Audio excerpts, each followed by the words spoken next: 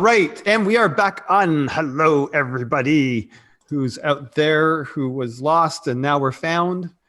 You're going for shades right away, are you? Okay, so good thing you're wearing shades because I realized something. So I was thinking about Boomer Millennials, okay? Our title, which we've claimed from our one, I'll put in quotes, hater.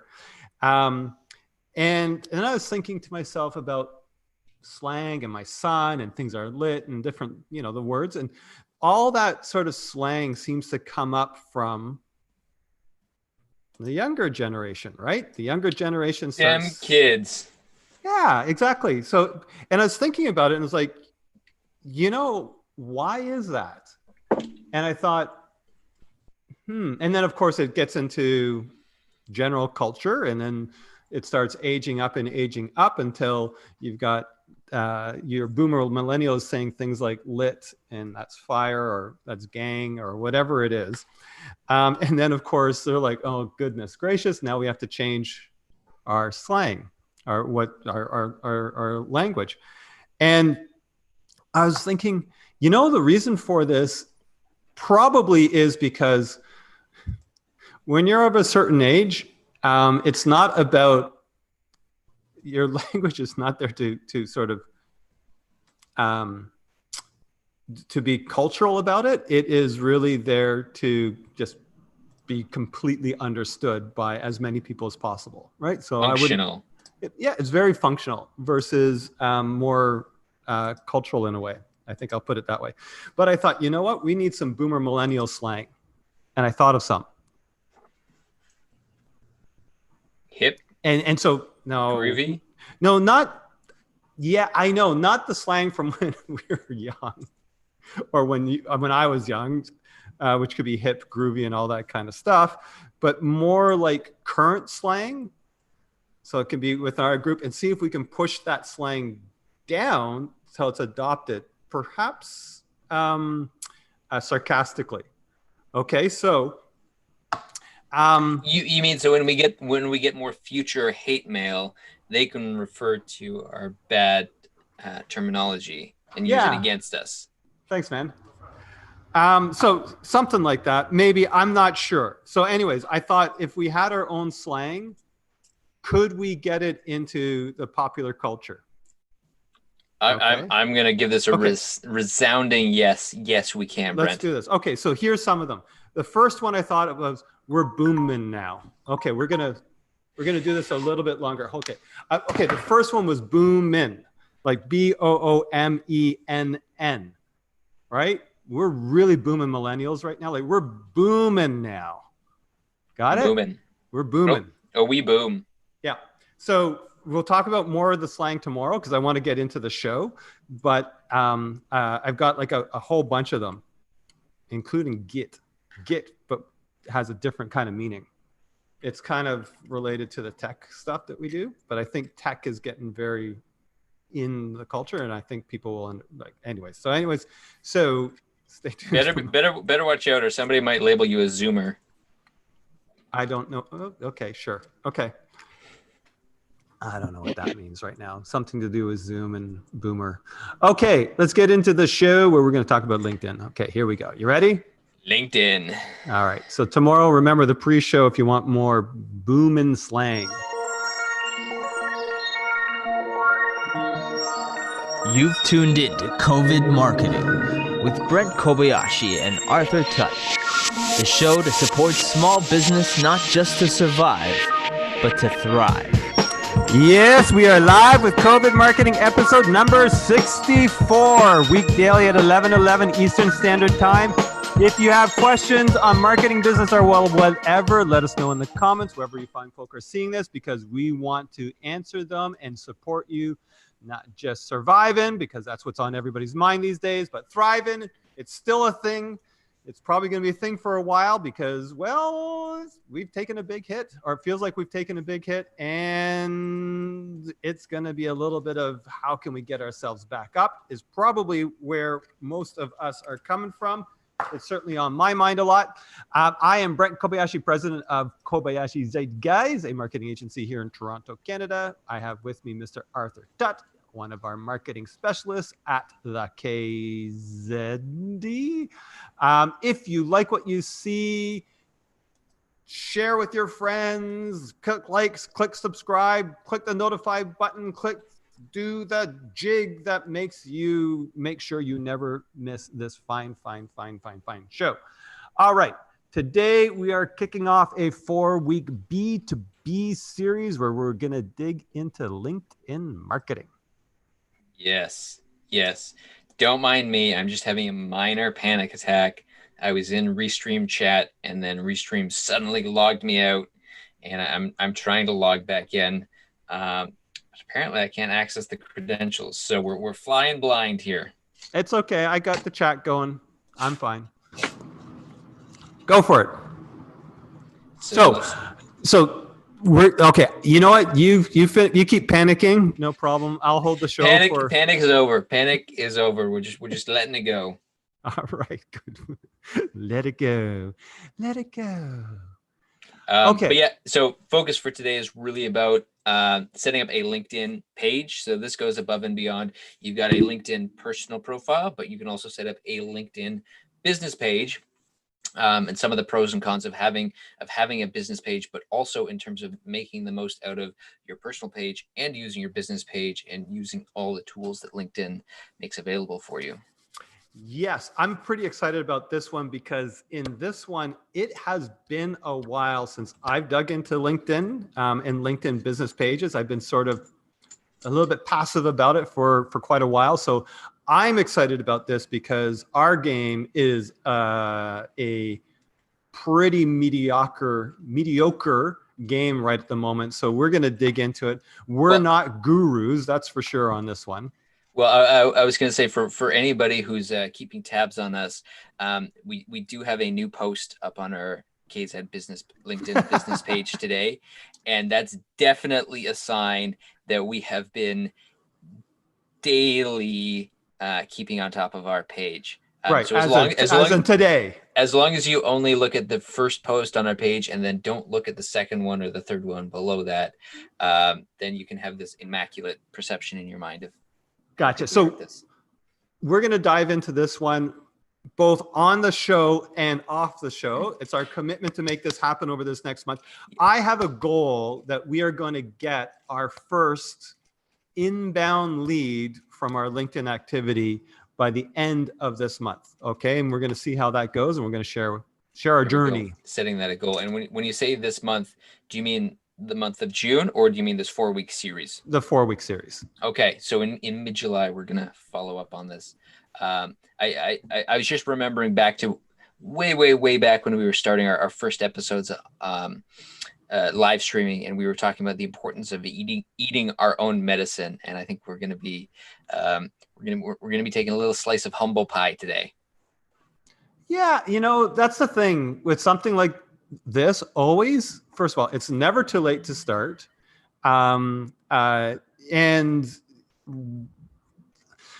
one of the things actually that I love about the industry, and I would talk to people about being in the website industry and the marketing industry, is every single thing that we do today needs to be redone in a year or 2 or 3. It applies to websites and everything. So there's so many million things out there. There's no humble shame thing about any of this kind of stuff. You just go to it. Let's get it going. So just like on our Kill the Guru show, we're holding ourselves accountable so that we can become our own gurus ourselves and be experts and bring this to you. But I think you're going to get a lot of good takeaways from this one because there's a lot of good stuff that we're going to be doing. It's going to be maybe more best practice, and we'll see how it actually works for us and then what we're learning, and we'll share our takeaways with this. And there is some stuff that I think will be from our experience that are going to be absolutely relevant for today. So let's get into it. So I was going to say, before we get into some of the specifics, I thought it'd be good to highlight like why even have a business page in the first place. Because I think there's a lot of people that they have a personal page on LinkedIn and they kind of think, all right, well, isn't that good enough? I'm on LinkedIn. And what I would say is do both. Have your personal page, have a business page. Similar to how at Kobayashi, we have a business page for the business. And then, of course, individual team members have their own personal page, and we could put up posts on both of them. But one of the features of a business page is people can follow it. So you can grow a following to your business page, and it means when you put up new posts, people are going to see that. But the other thing that's really powerful and why you need a business page that you can't do with a personal profile is if ever you want to do paid advertising on the LinkedIn platform, you need a business page to do that. You cannot do it from a personal profile. Right. And when we were researching this show, we were looking at some stuff like Neil Patel was saying that for B2B lead generation, LinkedIn works better than any other social media. I've actually heard this a lot going on where LinkedIn became what Facebook was in way long ago at the beginning, where the organic reach, the ability to do social networking, and the ability to convert that into a real business result is huge right now. And it's been huge for about a year and a half, maybe two, but it's just been growing and growing and growing. And so he had a stat where it's like 97% of businesses, like LinkedIn is responsible for 97% of a business's social media leads. I'm actually not sure exactly what he's talking about. And I don't know if it's really entirely true or really applicable to everybody, but one thing for sure that happens on LinkedIn, and this is why I'm excited about upping our business page game, is it's a place that a lot of people will use to research a business that they might want to work with. So there is a lot of stuff that can actually go into supporting you generally, as well as getting your content out in front of potential clients, or just keeping you top of mind with your existing network. And we'll get into that a little bit more later, because that's one of the biggest things that you should be doing, and you probably don't realize how important it is. So yes, should we get into some specifics? I can't talk today. Let's get into specifics. So point number one is to create a strong elevator pitch in your description, really to let people know who you are and what you do. Yeah. And I'd say go for, these are some of the basics. And so you want to get to the point right away about, do you offer what they're looking for? How are you different? Do you understand people's pain points, and how are you conveying that? And do you have solutions to their specific problems? Like really, really create a short blurb that's kind of action oriented. Like we've been talking about Facebook videos, and how if there's like an 11-second intro and hi, I'm this and all that kind of stuff, and you're actually selling something specific, like sign up for this thing, and it's for a particular thing, like say it right off the bat, right off the top. Hi, small business owners, this is for you. This is what we do. This is what you're looking for. So because people are super busy, and so you want them to get you right away. And you want this to be up front on your LinkedIn business page right away, so that they can get it, move on if it's not for them, but say, oh, okay, these guys, it is for me. And too many people just kind of, we've been in business since 1995 and and they go into this sort of passive voice about not really talking to an audience, talking directly to a customer. Think of it almost as what would happen if people landed on your actual web page on your website. Kind of want to get to the point, who you are, what you do, how you can help. And another point you can take to take this to another level is to add clickable links in your description. So for example, let's say you wanted to take people to your website. I don't know, let's just say you had a free PDF for people to download, and that was on a landing page on your website. You could then in your description then link people to it, so it's easy for them to find and people don't get lost. Yeah, that's a good point, because quite often the LinkedIn profile has a link just to the website. Like, what's your website? Just go see my website. But if you're already positioned yourself in your LinkedIn business page, you may want to take people who are clicking on that link, who might be driving a little bit deeper, to something different on your website rather than the homepage, which is going to just give the exact same information. So you could drive it a little bit deeper to a page which talks to somebody you think, what's this person doing? Why would they be going from my LinkedIn profile to my website? Maybe they're interested in us and figuring out what kind of business we are. So we're going to have a page that talks about the team or testimonials or key projects that we've worked on or something. So you might not want to just go straight off to your general homepage, which is a little bit more generic about who and what you are, or can be sometimes, to something a little bit more conversion specific. Or it could be, as you said, a direct link to, a call to action to a white paper that's very, or some sort of lead generation thing. Yep, which could then also tie into a whole remarketing audience, but that's a whole other discussion. Yeah. I mean, we're going to layer up on these things. Okay. So yeah, definitely make sure you're pay attention to that blurb, that description that you're doing on your LinkedIn page. People will check it out. They check it out because quite often they're checking out to see what size business you are. So you want to make sure all these basics are covered. So if your business size has changed, change the size of your business there. So if it's 11 to 50, it might mean something different to somebody than say 1 to 9 or 1 to 10. So let's talk a little bit about artwork now for a second. Point number 2, which is so LinkedIn by default gives you 2 places to put up some artwork. The first is the profile photo, which for the most part is going to be the company logo, something recognizable there. But the other piece, which is something that's often ignored or forgotten about, is that LinkedIn gives you a nice big cover photo. So at the top of your page, you have a nice big photo. And this is an opportunity that you can use to, you could use it effectively as an advertising space if you wanted to. Yeah. And so first of all, one other thing I see very often, right now, everybody who's watching this, go to your LinkedIn page if you have one and make sure your logo's cropped properly. And if your logo doesn't really fit into that box, create an icon that represents you. It could be just the S. So for instance, if your name begins with an S and it's long and it doesn't fit into that little tiny logo icon, then just use the font in the S at the beginning. Create an icon that's specifically just for you, right? We have KZ, and make sure that picture is fit. Those are 2 basic things you got to do right now.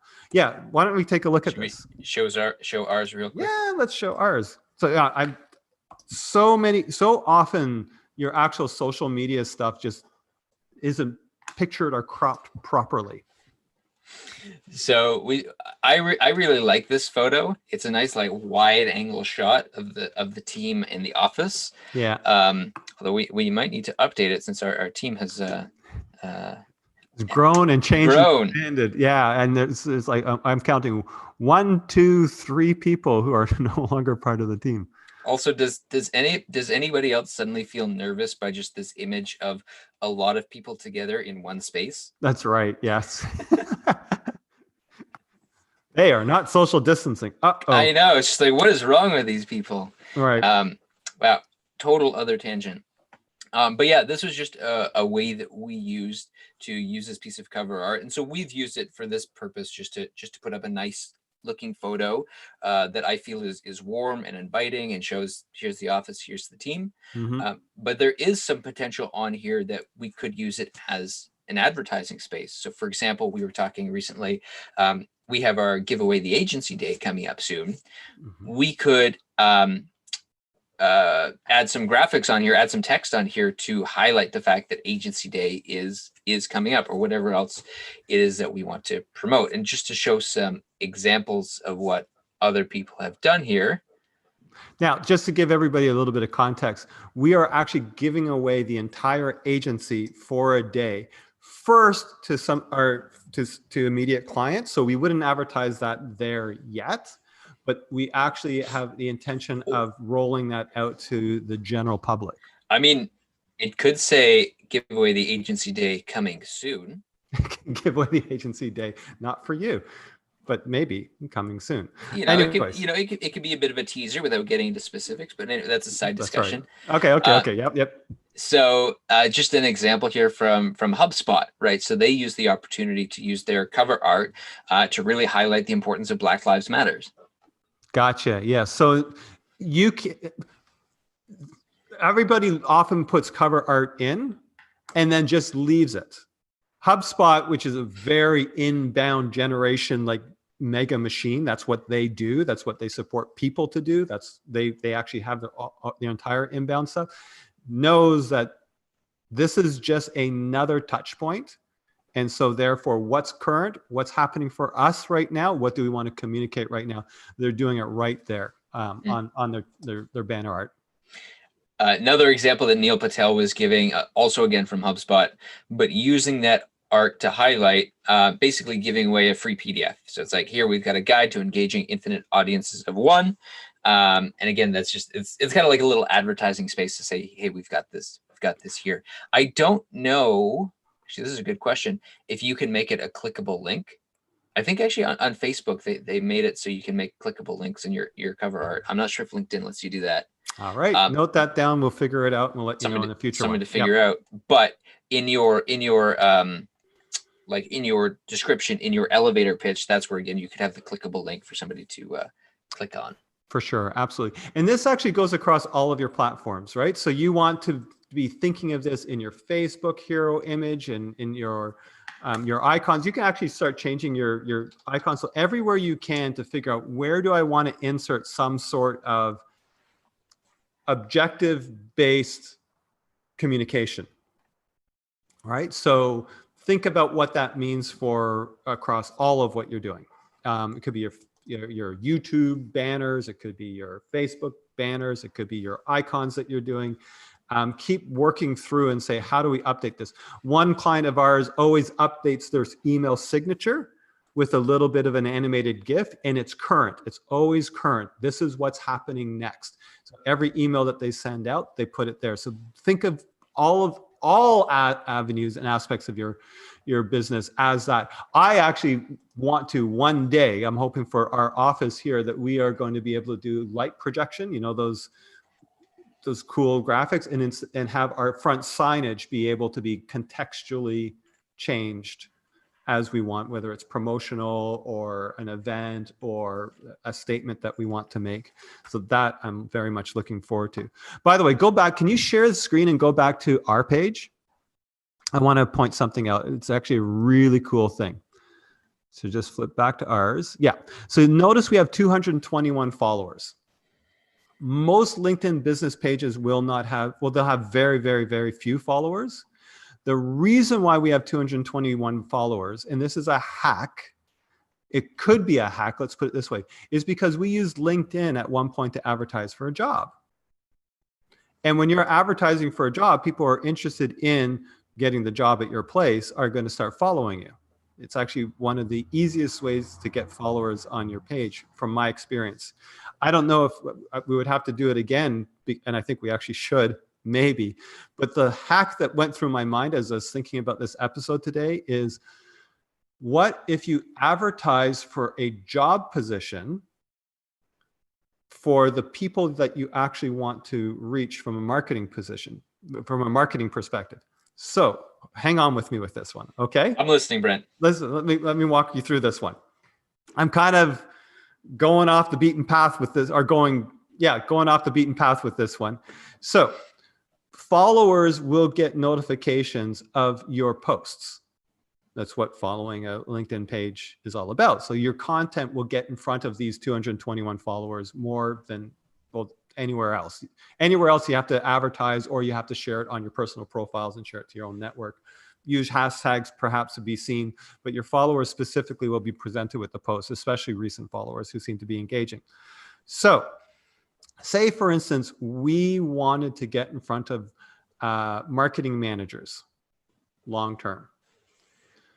We could advertise, maybe even continuously, a career to be a marketing manager at our company. We'd get a lot of people interested. We'd have to say no to a lot of people unless we actually had the position open. And they would end up following our page and they would end up getting our content. And when they got a position as a marketing manager in a business, they would continue to get our content, and we might get we might get leads from them. That's my hack. Playing the long game. It's kind of playing the long game. It actually makes me a little bit uncomfortable, I'll be honest with you, but this is where so to give you, to me, this is very similar to, and the reason why it makes me uncomfortable is because,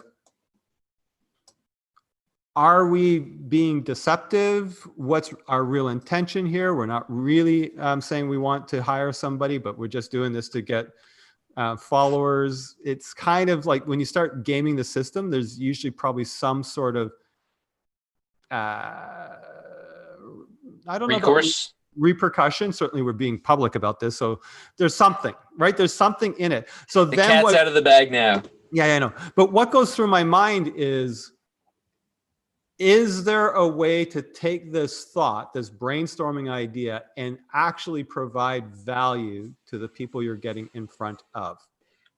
Well, again, I feel like if the content we put out is really high quality content, you know, that's doing something positive. Possibly. So anyways, I'm just going to leave it as that's what went through my mind. And yeah, it feels a little bit dishonorable. It feels a little bit like, but that doesn't mean it's not the germination, like the idea of a great idea. Like, I mean, think of this. This actually is very similar. And again, I don't like these either, of the ad for the $15 an hour business, which actually what it is. And I've actually gone to one of these things. They're actually selling you their product. Right? You're buying a set of knives to try to sell to anybody else. And it's actually not really a $15 an hour business unless you really want to get into that house. Like, it's a bit of a shell game. And this feels like a shell game. Or I've gotten solicited so many times for we've got business for you from an outsourcer. And really what it is they want to help you. They want to provide extra services to you, which you can then market to your existing clientele. And therefore, what it really is you've got business for us, but I'm approaching you as we've got business for you, which is a lot more exciting than, hey, do you want to hire us? So there's a little bit of a shell game feel to this, which makes me uncomfortable, but I think there might be something in it. It's a way to get followers, let's put it that way. And it might be a way to get targeted followers. I was going to say, at the same time, though, I feel like, working on developing a system that creates regular inbound leads is important. Oh, for sure. But also creating a system that brings in inbound interested applicants, I think is also a positive thing. So that, strike when the iron is hot. So like if a situation comes up and you're like, we need to hire somebody, it could be like, well, we've already had, X number of people that have showed interest. We've got something to start with there. Yeah, actually, you could be a little bit more clear about your intentions in the job ad. As in, we just want to know people in the marketing industry because we're always like, it doesn't actually have to be we have an open position. So there might be a way of doing this in a way that actually achieves both the objective of getting these followers, but also ethical. Ethical is probably where you would go with that. Yes. Okay. So, sorry. Getting off topic. I know we are off topic. It was just one thing that I got kind of excited about because it's like, we have a lot of followers. Why do we have a lot of followers? Oh yeah, I remember we had we had posted some jobs on LinkedIn, and that's where they came from. I think the last point we have here, just to wrap this up, and we kind of touched on it, but just to go a little bit deeper, is to publish clickable, interesting, informative content regularly. Okay, so again, this seems like a no-brainer. This is what you do, but most people don't necessarily see the direct value in publishing content regularly. And I've been thinking about it with our COVID marketing episodes and all that kind of stuff. And I get the feeling of I'm just throwing stuff up there and it's not happening. But people often talk about publishing content as thought leadership. And when you think of thought leadership, you think, wow, we really got to know what we're doing. I actually sometimes think that thought leadership can be done simply, meaning it's almost not thought leadership, but in people's thought ship. Meaning you can do stuff, it's curated, it's news about what's going on, it's what you do. I mean, it has happened so often, Arthur, that, I mean, we've been in business for 25 years and some clients think of us as one thing.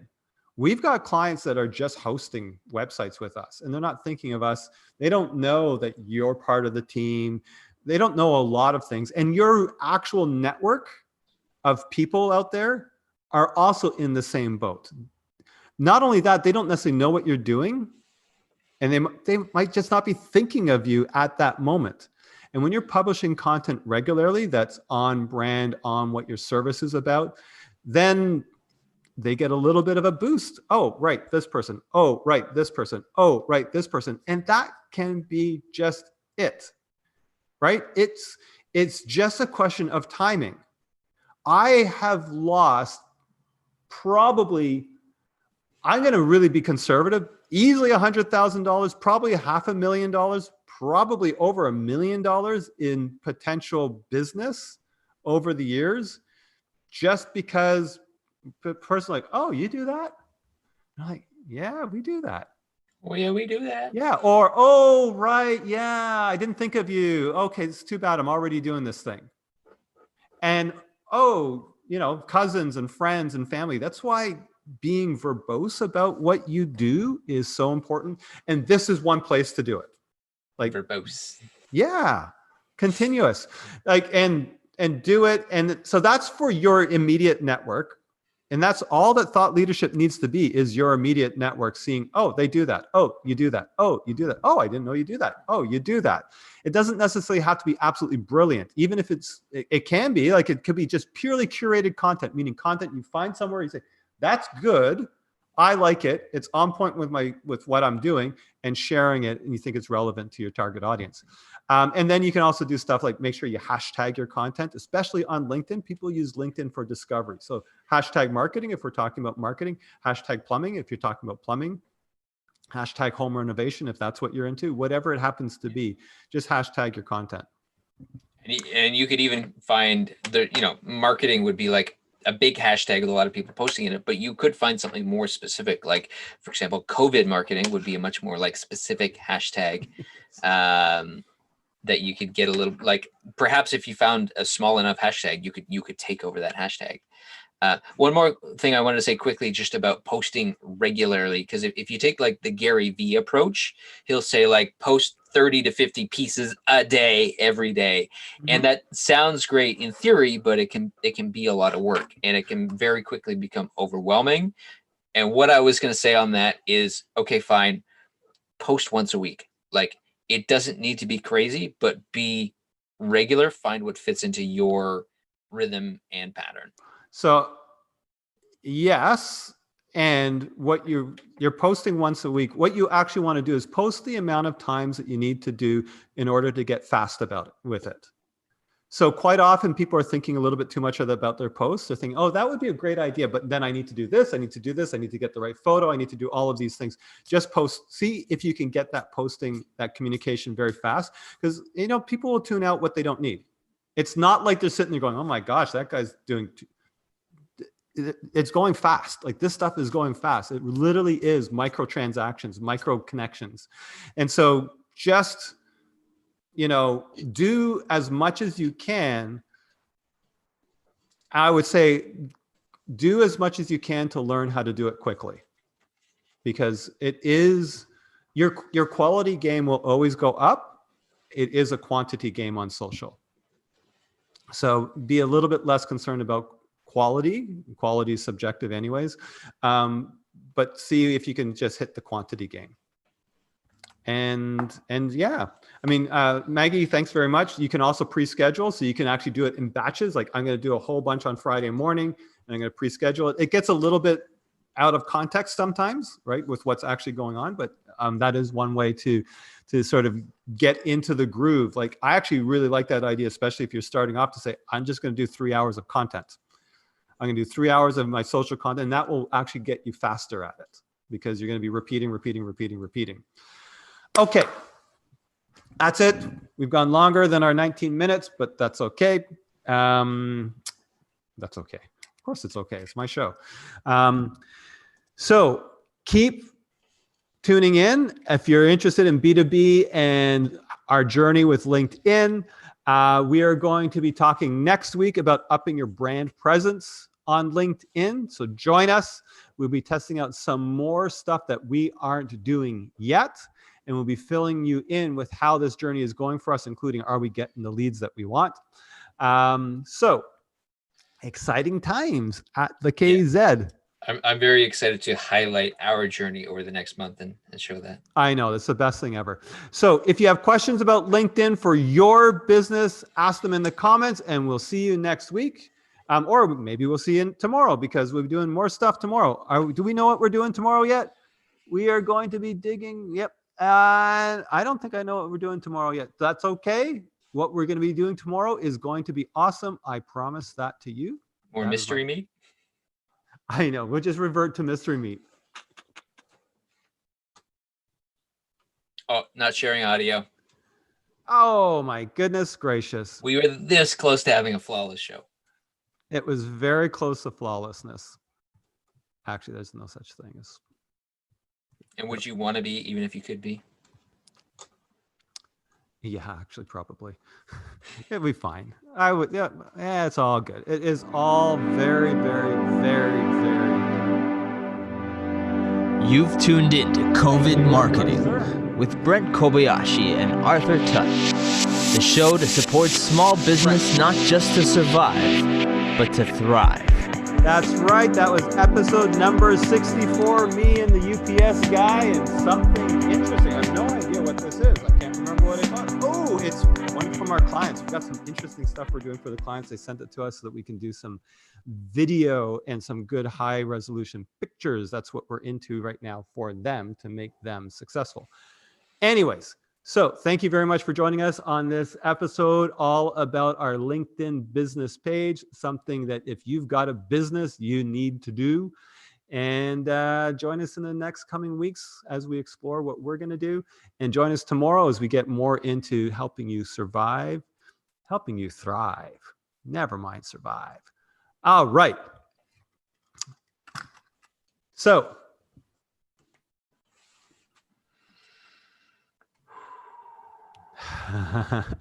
Sometimes I got to remember to breathe. Yeah, I know. It is. All right. So actually, say cut. Let's cut it. All right. And thank you so much, everyone, for joining us. David, I'm so glad you're digging into your LinkedIn. I think it's going to be fantastic for you. Publish on LinkedIn. Publish more. Publish like just more. Just like Gary Vee says 53 times a day. Dude, you know what I want so badly is I want some of Gary Vee's wine from his dad's business. Because, yeah. Maybe we should sign up for Wine Text. Yeah, they don't do it in Canada. Ah, that's right. Can we get like a US like delivery address? Yeah, I'm thinking of opening up a US office just so I can get his wine. Yeah, I know. I've actually sent him an email, but a video would be a good idea. Just like this video right here. It's just like, Gary, somehow we need to get your wine. I want your wine on the show. I want this show to become a wine tasting show for you. I think he would say yes. Maybe. I don't think he can ship. I just actually really, we can get somebody. No. He would say yes to coming on our show. Probably, yeah. He does that. Yeah, we're like at episode 64. He probably would want to be like episode 101 or something like that. I think he could. Yeah. Oh, Maggie, such a brilliant idea. We could do a collaboration with Cassandra. We could do a pairing and a tasting when she comes back on the show. That's a really good idea. Brilliant. Okay. Let's do it. She's our wine guest. She's got that business she's starting. All right, everybody, let's cut. Let's roll out. That's actually going to be one of our boom and slang terms. Cut, and cut. Okay, I'll explain them tomorrow. All right. And let's Ciao, cut.